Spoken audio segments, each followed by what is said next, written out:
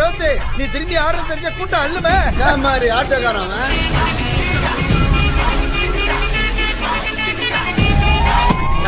யாருன்னு தெரியாம தான் பேசுறீங்களா ஏரியாவே அவன் கண்ட்ரோல்ல இருக்கலாம் ஆனா மாறி எப்பவுமே அவுட் ஆஃப் கண்ட்ரோல் தான்.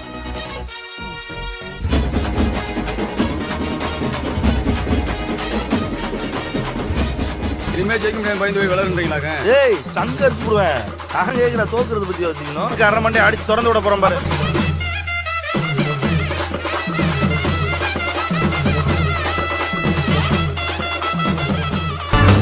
கோபம் காட்டாம